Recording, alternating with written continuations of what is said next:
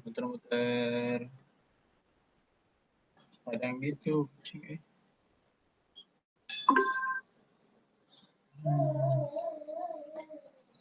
Baik, Assalamualaikum warahmatullahi wabarakatuh. Hari ini saya sudah melakukan percobaan ya, sudah mencoba untuk mengedit data di gerbang. Apakah mahasiswanya ada atau tidak? Kita cek dulu ya. Tapi ternyata tidak ada karena juga saya baru masuk ini tadi pagi mencoba untuk memasukkan, tapi beberapa hal tidak bisa dilakukan seperti tadi jaringan internet yang ada sehingga waktu pas masukin Google Meet itu tidak bisa dilakukan. Oke, kita lihat jadwal perkuliahan dulu ya. Ada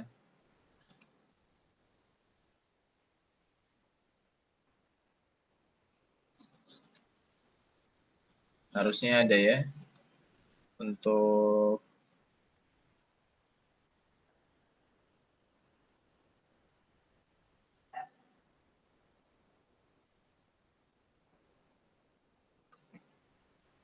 ini untuk melihat kelasnya.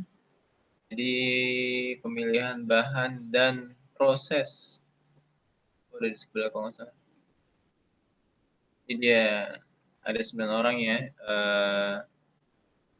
yang masuk kelas ini. Pertama David Gabriel, Zulfikar, Gilang Ramadan, Ikro, Muhammad Misbah Munir, Nicholas Rivaldo, Odi Adam, Rahmat Hidayat, dan Rifki Wahyudi ya. Tapi kebetulan teman-teman belum ada yang hadir seperti itu. Ini saya masukkan tadi jam 8 lewat, masukkan invitation-nya. Semoga nanti teman-teman bisa menyaksikannya melalui YouTube saja. Oke, saya akan presenting dulu untuk menjelaskan pemaparan terkait tema perkuliahan minggu ketiga kita ini, yaitu adalah material selection, pemilihan material. Tapi pemilihan materialnya bukan pemilihan material yang pada umumnya, karena kita melihat dari tanpanya suatu benda tersebut. Jadi memilih material tanpa bentuknya. Oke. Ya. Di sebelah saya ada anak saya sedang menangis. Dia banyak cerita sekarang.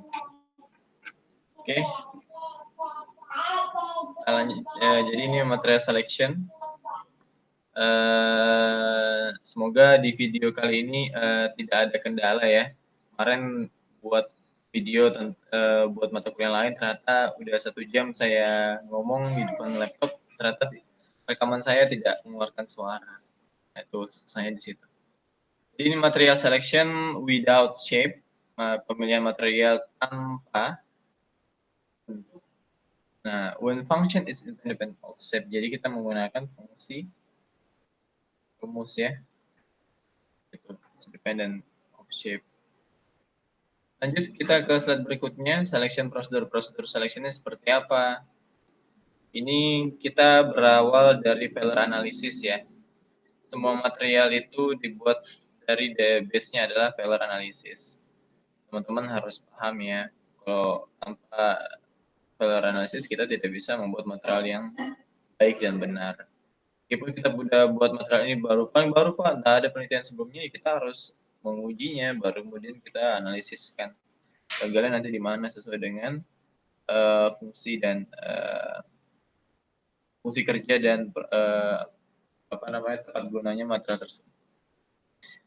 Ini all material, semua material, terus kemudian dilanjutkan dengan apply primary, pemanfaatan secara umum, constraint performance, maximum kriteria. Jadi pemanfaatan secara umumnya itu bagaimana pemanfaatannya untuk hal apa saja, apakah untuk physical properties, material atribut, atau thermal properties, kan harus dijelaskan dengan lebih tepat. Baru kemudian kita bisa menggunakannya untuk untuk fungsi tertentu.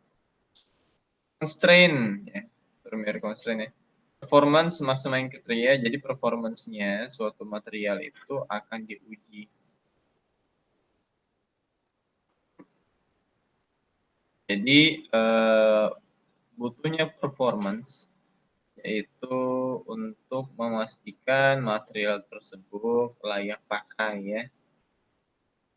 Layak pakai tujuannya. Terus kemudian maksimal kriteria yang dibutuhkan tuh untuk apa aja prasyaratnya. Materialnya akan digunakan untuk apa? Harus jelas. Baru dan biasanya harus digunakan untuk lebih daripada satu hal. Bisa dapat digunakan untuk lebih daripada satu hal. Misalnya untuk apa namanya? Material murah, terus kemudian material yang memiliki potensi tinggi dan seterusnya. Subset of, baru kemudian kita lanjut ke subset material, kandidat material, subsetnya itu bentuknya bagaimana. Subset di sini itu adalah memilih, menyeleksi, ya,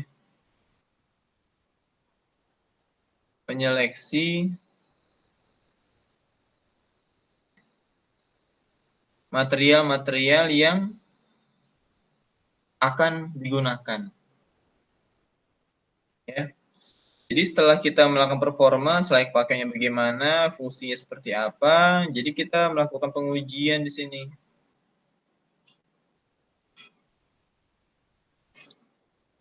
Untuk dapat hasil. Nah, setelah hasil, baru nanti dihitung atau dikualitatif kuantitatifkan, kita akan memilih dan menyeleksi material-material mana dari material yang sudah kita buat yang akan digunakan untuk fungsi tertentu. Tujuannya adalah untuk menahan tekanan terhadap tekanan 50 ton atau berapa. Kita seleksi material-materialnya tersebut dari semua material ya. Terus kemudian baru kita lakukan kembali pengujian tahap kedua ya. Makanya dia sama yang ini dengan yang sini sama tahapannya, cuman diulangi lagi untuk memastikan mendapatkan penggunaan secondary constraint dan performance-nya itu sudah tepat. Ini ternyata untuk ini. Jadi ada dua kali analisis. Baru kemudian shortlist material ya. Shortlist materialnya itu kita teliti lagi. Jadi suatu material yang utuh baru kemudian kita uji SRD, baru kita lihat list materialnya apa aja. Posisinya apa saja. Baru availability manufaktur, joining finishing, aesthetic ekonomi. Ini adalah yang sudah saya jelaskan di pertemuan kedua ya, perkuliahan kedua. Saya upload ya. Jadi bisa dipengaruhi oleh availability manufacturing-nya, tersedia atau tidak. Available nggak dia? Joining finishing, nah sambungan untuk finishing-nya rumit atau mudah. Aesthetic ekonomi, terhadap ekonomi pun penting ya. Ekonomi yang pernah saya jelaskan, pembuatannya mahal atau tidak. Terus kemudian biaya produksinya, ya pembuatan sampai biaya produksi itu mahal atau tidak. Baru maintenance-nya bagaimana. Baru kayak misalnya untuk alat manufacturing membuat material tersebut, apakah mudah didapatkan ataukah sulit didapatkan, bagaimana ya. Itu dijadikan selection prosedurnya. Oke, saya cek dulu ini masih on nggak ya. Siapa tahu nanti saya capek-capek ngerekam tidak masuk suaranya. Oh masuk. Saya stop presenting dulu, coba terus habis itu saya presenting lagi.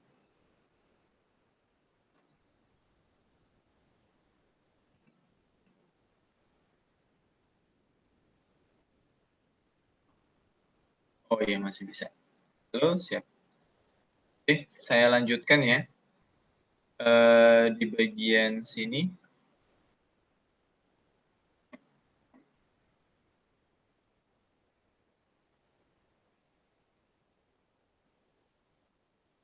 Nah, baru kemudian kita harus memahami yang namanya prosedur ya. Jadi dari semua tahapan ini itu dia kalau misalnya dirangkum untuk fungsi mekanismenya, mekanisme pemilihan materialnya itu memang material yang kita akan ambil, yang kita akan pilih itu kita harus mematuhi material atributnya bagaimana. Seperti physical properties ya. Physical properties itu didapat dari uji merusak, mechanical properties itu bisa didapat dari uji merusak juga. Lalu kemudian thermal properties itu dapat dari apa namanya tuh? Dari diagram fasenya. Analisis diagram fasenya itu seperti apa, baru ketahanan korosinya bagaimana ya kita uji ketahanan korosi, ya kan disimulasikan. Ini kan namanya performance untuk mengetahui kemampuan suatu material terhadap sifat fisiknya, mekanikalnya, thermal propertiesnya, dan ketahanan korosi. Tanpa bentuk ya, merencanakan seperti itu. Baru kita telusuri berdasarkan fungsinya dan prosesnya. Prosesnya itu pasti berkaitan dengan apa aja, ya. Availability manufacturing ya, available nggak manufacturingnya, ya kan? Mudah nggak untuk membuat alatnya, mudah nggak untuk apa namanya menyebarkan alat-alatnya, terus kemudian berapa lama proses yang dibutuhkan untuk mengerjakan satu spesimen, misalnya dengan sistem proses seperti ini. Nah, sistem proses kan macam-macam, kita bahas dulu sistemnya, ya kan? Atau metodenya.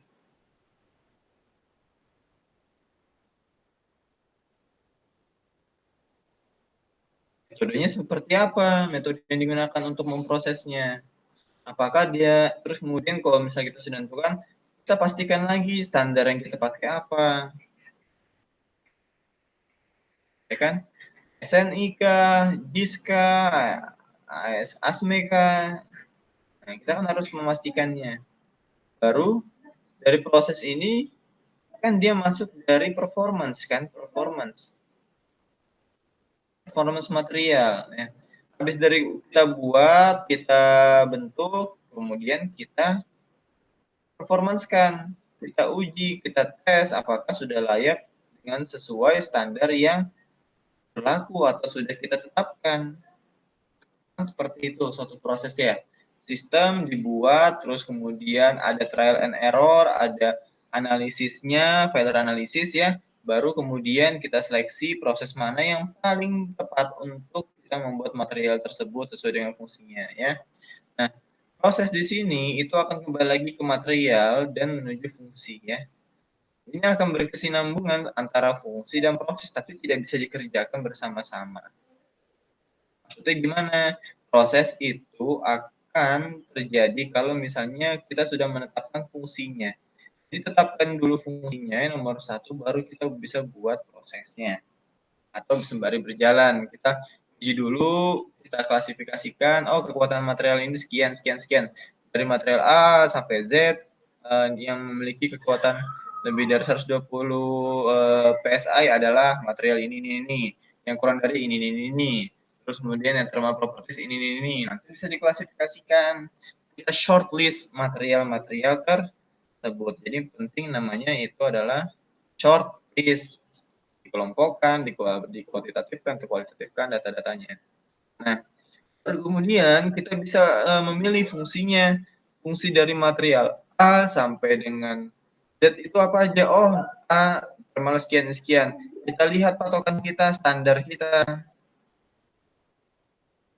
Standar yang kita gunakan itu kalau misalnya merujuk pada ASME untuk aplikasi baja tulang atau apa. Nah, kita bisa kelompokkan, oh baja tulang itu ternyata standarnya dia harus X-nya sekian, Y-nya sekian, Z-nya sekian.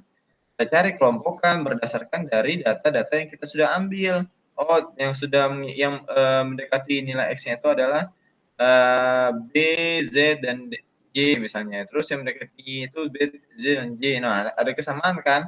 Nah, 3 hal yang sama ini itu yang diambil dari kriteria-kriteria yang kita tetapkan. Baru kita tetapkan, oh ini sesuai dengan fungsi A misalnya. Oh ini sesuai dengan fungsi E gitu. Fungsi A apa? Oh untuk wajah tulang. Fungsi B ini untuk apa? Untuk sambungan tulang, macam-macam. Ya. Begitulah cara mengklasifikasikannya. Jadi kita harus tahu uji suatu material itu, kita lakukan uji apa aja, data-data apa saja yang harus kita ketahui, baru kalau sudah data-data yang kita sudah ketahui, baru kita tentukan mau berapa sampel yang akan kita gunakan. Ya kan? Sampelnya itu mau ada berapa.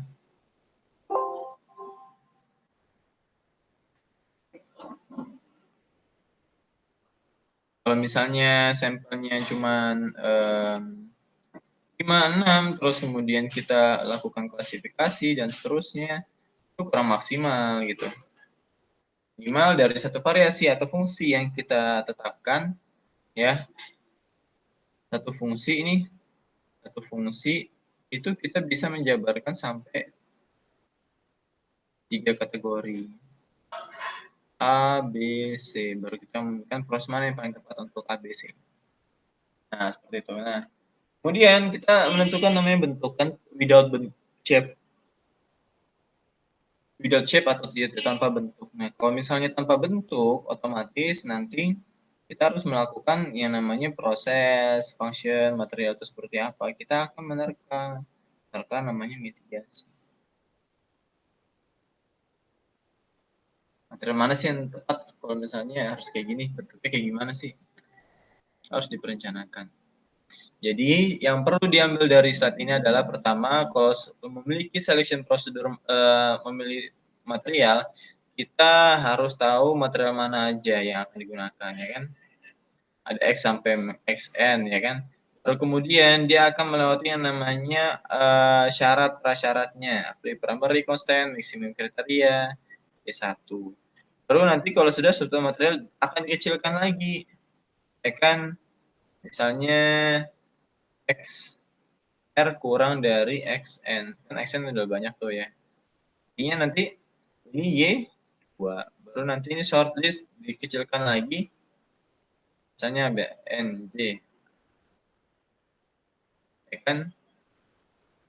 I misalnya. Nanti XI lebih kecil daripada XN. Gitu. X, ya. XR. Dicek lagi sampai 3 kali. Seperti itu ya. Baru kemudian kita lanjut ke performance, indikasi performance ya. Keterangan aslinya atau data aslinya seperti apa.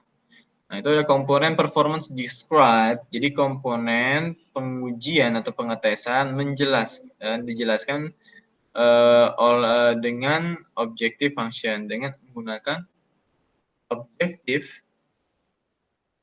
function ya. Di mana P sama dengan fungsional requirement, kebutuhan fungsi, persyarat fungsi, geometrik G itu G adalah geometrik parameter, sedangkan material properties itu disimbolkan dengan N.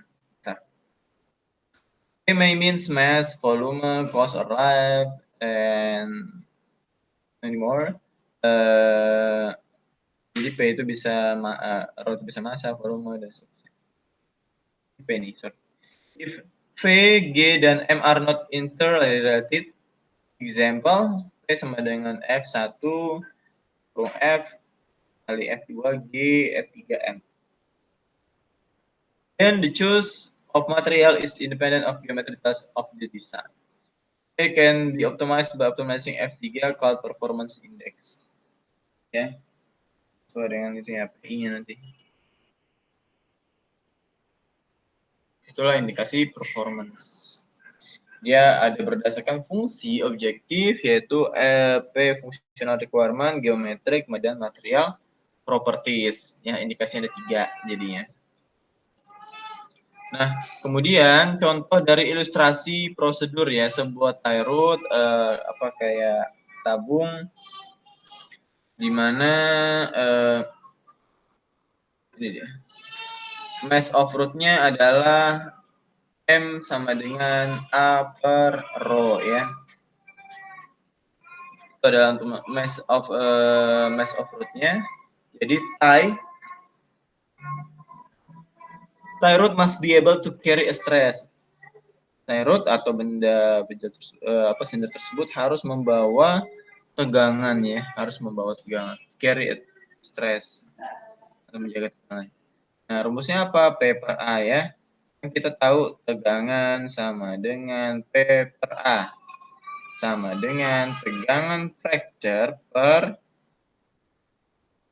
S fracture. Fracture itu frekuensinya berapa? Itu rumusnya ya. Baru kemudian M sama dengan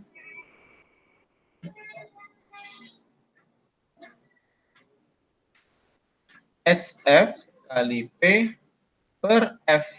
Dimana F ya, ini adalah L itu G, P per fracture sama dengan M.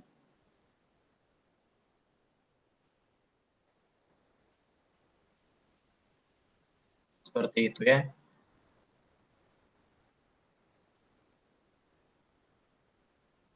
Atau mungkin ini yang rumusnya ini adalah nilainya dari alfa, jadi bukan ini nih. Seperti itu. Jadi ada contohnya. Example, a live step column, di mana A-nya sama dengan PR pangkat 2, ya. Sama kayak tadi, oh salah. Ini betul nih tegangan kan? Tegangan. Dimana rho-nya nanti dicari dan A-nya itu didapatkan dari luas permukaan si ini apa namanya poros itu. Tentukan M-nya, nanti M-nya dapat, baru carikan A-nya.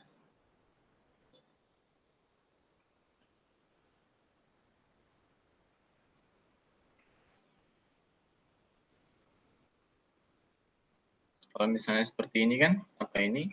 Artinya kan tegangan F sama dengan P kali SF per A. Kan seperti itu.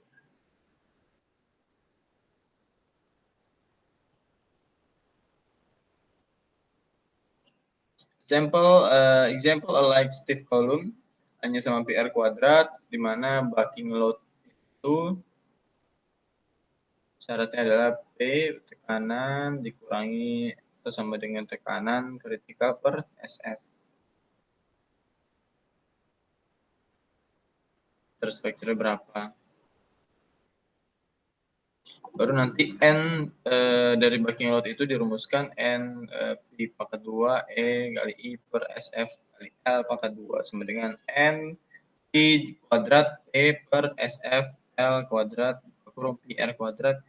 Dapatkan hasilnya untuk M itu sama dengan A kali L kali rho. Jadi dirumuskan lagi itu sama dengan ini.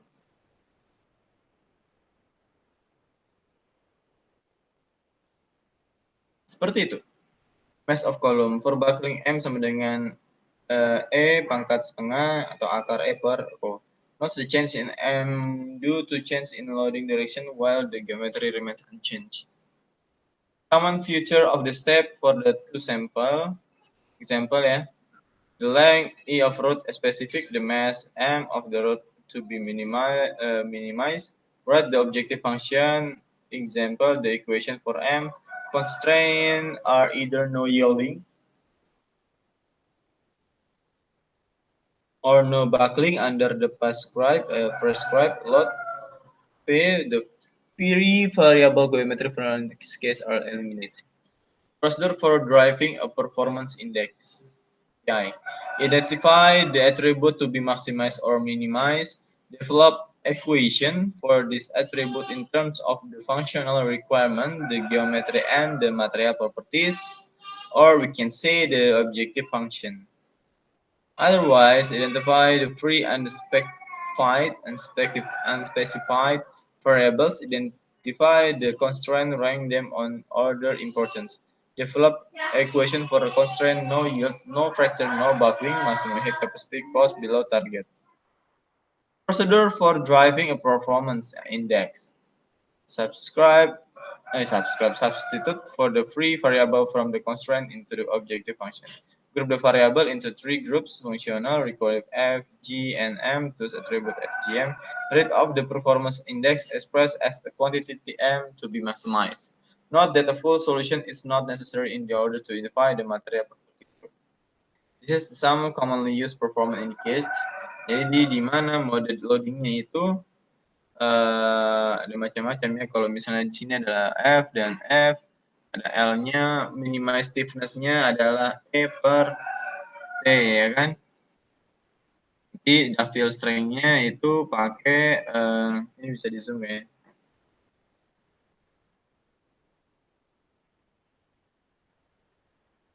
Nah. Terus kemudian di sini ductile strength-nya adalah tegangan yield per rho-nya berapa. Kalau for given brittle strength, K IC per rho. Torsion ya, putar di pelintir atau di mohon putar, di mana minimize stiffness-nya itu adalah rumus G per rho, sedangkan kalau wake ductility strength itu adalah tegangan yield per rho. Ini adalah KIKC per rho. Torsion tube, nah torsion tube artinya tangannya bolong, tabung biasa, di mana minimize stiffness-nya itu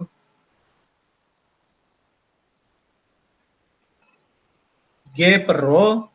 Untuk wake ductility strength-nya tegangan yield per rho dan seterusnya. Dan kemudian berikutnya adalah bending of rods and tubes. Specified pangkat akar S per 2 atau akar E per rho. Kalau untuk yang bagian wake ductility strength-nya itu adalah akar tegangan yield per rho dan seterusnya.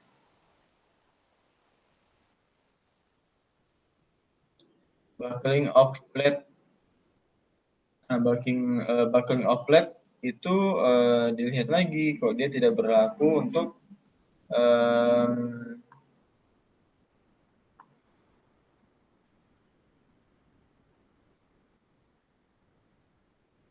ya seperti itu ya, tidak berlaku untuk dua hal yang lainnya seperti wake ductile strength dan forgiven brittle strength. Untuk buckling plate. Lalu kemudian kita lanjut lagi ke bending of plate. Kenamuan bending, terus kemudian rumusnya apa? Ini ya.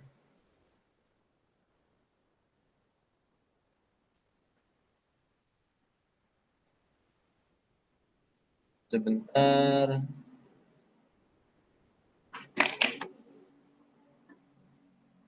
Buckling plate itu seperti ini, ada wake panjangnya lebar, terus kemudian tinggi berapa. Jadi pangkat sepertiga per rho.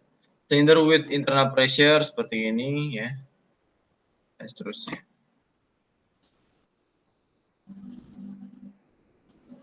Prosedur for selecting material primary constraint ya. Prosedurnya apa untuk yang fungsi utama? Oh, primary constraint. Yang pertama, some non-negotiable constraints exist. Example, operating temperature, conductivity, sample. Ditanyakan dulu ke Pak Andi. Either P lebih dari P critical or P kurang dari P critical. As constant appear as horizontal or vertical lines on material selection chart, thus satisfying the constraint are in the variable selection region. Ini adalah prosedur for selecting material, teman-teman nanti bisa baca semua, di mana sumbu Y sama X-nya dulu kita perhatikan. Ini adalah Young modulusnya. Oke, tegangan yieldnya. Terus kemudian ada density-nya. Jadi kalau misalnya density-nya semakin tinggi, tegangan yieldnya semakin tinggi, akan jatuh ke sini. Ya, density 3 mg per meter kubik. Baru kalau ini jaring polimer, kalau misalnya polymeric bonds itu di bawah 1 dan di bawah 1 tegangan yang modulus sama di bawah 1 yang modulus. Baru kemudian kita lakukan ke tahap berikutnya, yaitu engineering composite, di mana dia nilainya memang 1 tapi dia memiliki modulus yang tinggi, karena composite itu kan sama seperti polimer deh. Oke, itu saja. Baru kemudian ini adalah prosedur performance maximizing criteria. To seek in the search region the materials which maximize the performance. Example performance index for tie is E per rho. F sama dengan sama dengan C, log E sama dengan log rho tambah log C. Set of straight lines knowing as a design guideline on MS chart for various C. Ini ya kira-kira kalau kita analisis suatu material tanpa bentuknya. Jadi kita memperkirakan dia tuh masuk tergolong material yang mana dengan kekuatan sekian, ini sekian, density-nya sekian, yang modulusnya sekian. Kemudian ada reduce the need for judgment for multiple constraint problems, di mana example free variables into constraint, ya. Sama dengan F1F, FD, F3M, dan seterusnya. The ratio of the two performance indicates is therefore fixed by functional and geometric requirement. Example for multiple constraint, ya. Child loaded in the tension minimum weight without falling or elastic deformation.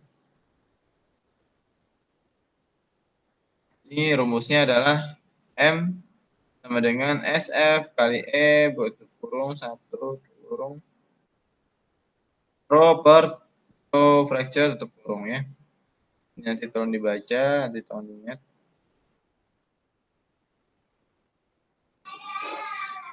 Jadi spesifiknya adalah L per U sama dengan E per Rho per tegangan fracture per Rho. Nanti dalam spesifik modulusnya, spesifik strength-nya. Multiple design goals, there are always more than one quantity to be optimized. Berat, harganya, dan keamanannya. One possible way is to assign weighting factor to its global, example weight 10 and cost 6. A more objective way is to convert all goals into the same currency, example small weight, and can reduce transportation cost and means less fuel cost. Ini adalah summary-nya, dimana summary-nya adalah full constraint problems, identify performance index to be maximized or minimized, over constraint problem, optimize in the stage, or preferably derive the decoupling equation for the performance indicates. So,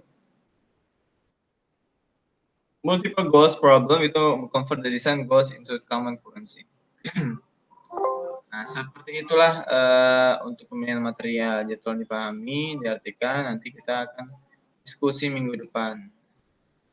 Teman-teman semua ada pertanyaan ya, nanti kalau misalnya pertanyaan silakan di komen di bawah YouTube saja.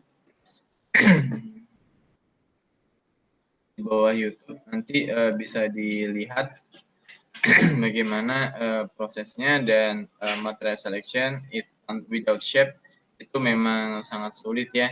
Jadi kita harus memperhatikan masalah fungsinya, masalah prosesnya pembuatan bagaimana, terus kemudian dari segi cost-nya dan seterusnya. Halo, kenapa? Halo? Kenapa? Belum. Bapak nggak ada. Oke. Ini yang bentar lagi saya nih. Aku sedikit lagi saya rekaman. Oke. Om. Ya, aku ke udah mau selesai, nanti kalau sudah aku sudah siap-siap baru aku telepon nama. Ya, oke, begitu saja. Mohon maaf ada gangguan tadi. Nanti kalau misalnya ada pertanyaan silakan ditanyakan terkait dari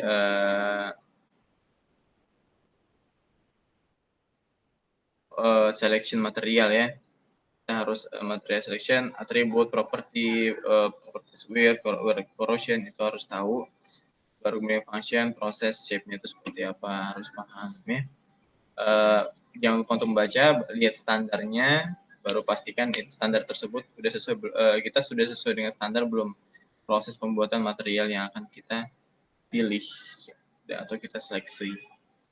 Itu saja. Wabillahi taufiq wal hidayah. Wassalamualaikum warahmatullahi wabarakatuh. Mohon maaf bila ada salah-salah kata.